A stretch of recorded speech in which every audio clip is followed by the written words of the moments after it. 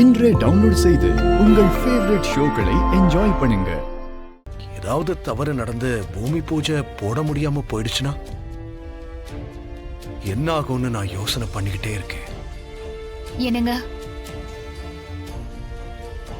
சொல்ல போனா உண்மையிலேயே அந்த பயம் எனக்கு தாங்க அதிகமா இருக்கு. பூமி பூஜை நடக்கலன்னா உசுரோடவே இருக்க மாட்டேன்னு சொல்லிட்டு வந்திருக்கீங்க. அத நினைச்சு அப்படி எதுவும் நடந்துடக்கூடாதுன்னு நான் கடவுளை வேண்டிக்கிட்டே இருக்கேன். என் புருஷன் அவரு கொடுத்த வாக்க காப்பாத்த முடியாத நிலைமை வந்துடக்கூடாது. என்னைக்குமே சபையில தலை நிமிர்ந்து நிக்கிறவரா இருக்கணும்னு நான் பிரார்த்தனை பண்ணிட்டே இருக்கேன். ஏங்க எல்லாமே நல்லபடியா முடியும்னு சித்தர் வாக்கு கொடுத்திருக்காருங்க. அதனாலதான் நான் மனசை தேத்திட்டு இருக்கேங்க. நீங்களும் தைரியமா இருங்க.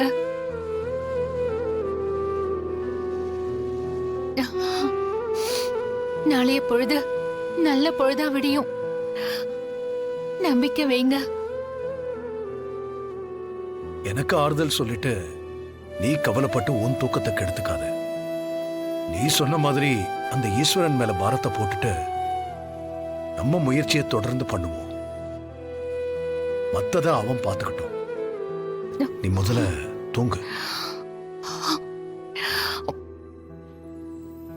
பார்வதி, என்ன எங்கேயோ அவசரமா கிளம்பி போற? போகும்போது எங்க போறேன்னு கேட்க கூடாது. இருந்தாலும் என்கிட்டயே சொல்லாம போறியே, அதான். அண்ணி, உங்க தம்பிய பாக்குறதுக்காக போலீஸ் ஸ்டேஷன் வரைக்கும் போறேன். இது கூட நான் சொல்லிட்டு போகணுமா? அடி பாவி, இத முன்னாடியே என்கிட்ட சொல்லிருந்தா நானும் உன் கூட கிளம்பி வந்திருப்பேன்ல. நீ மட்டும் உன் புருஷனை பாக்குறதுக்காக போவ, நான் என் புருஷனை பார்க்க வரலன்னா தப்பா எடுத்துக்க மாட்டாரா?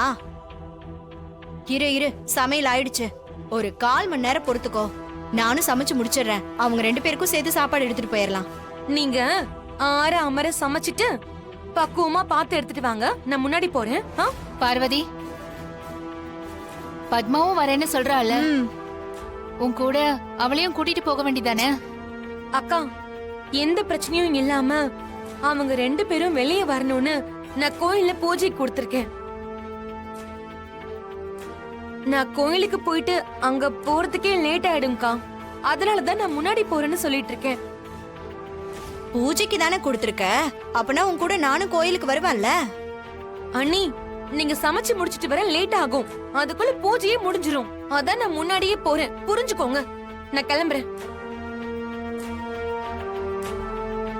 ஏதோ போய் பித்தலாட்டம் பண்றா. மாட்னா அவதான் அனுபவிக்க போறா. நமக்கு என்ன?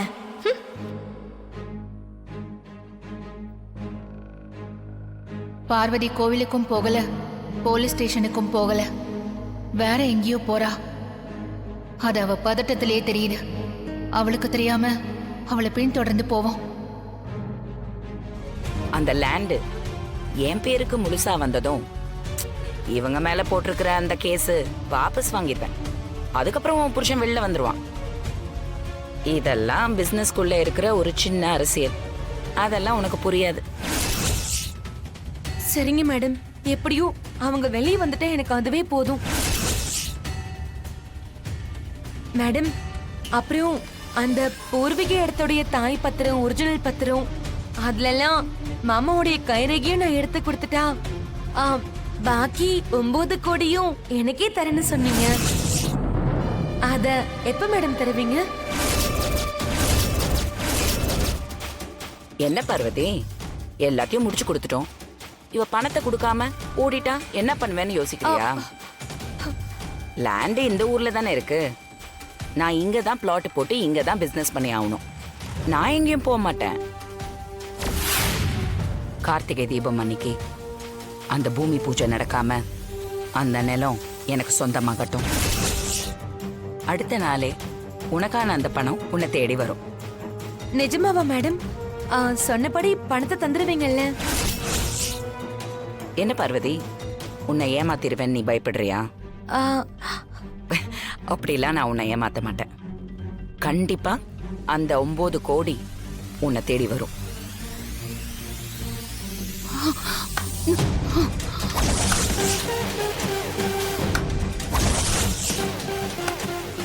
சபாஷ் சபாஷ்.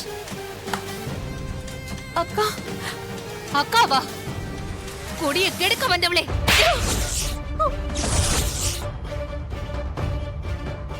வாக்கப்பட்டு போன குடும்பத்தை வாழ வைப்பியா, இல்ல இப்படி ஒரு காரியத்தை பண்ணி நம்ம குடும்பத்தையே நாசமாக்குவியா? ஏய், நான் யார் தெரியுமா? என் மேலேயே கை வைக்கிறியா? நான் நினைச்சா உன் குடும்பத்தையே இல்லாம பண்ணிடுவேன். சீ, வாய முடு. நிலத்தை கொடுக்கலன்னா விட்டுட்டு போக வேண்டியதானே? எங்களை ஏமாத்தி அந்த நிலத்தை பறிக்கணும்னு பாக்குற? உன்னை சும்மா விட்டுருவேன்னு நினைச்சியா? இதெல்லாம் பண்ணணும்னா நீ முதல்ல உசுரோட இருக்கணும்டி. உன்ன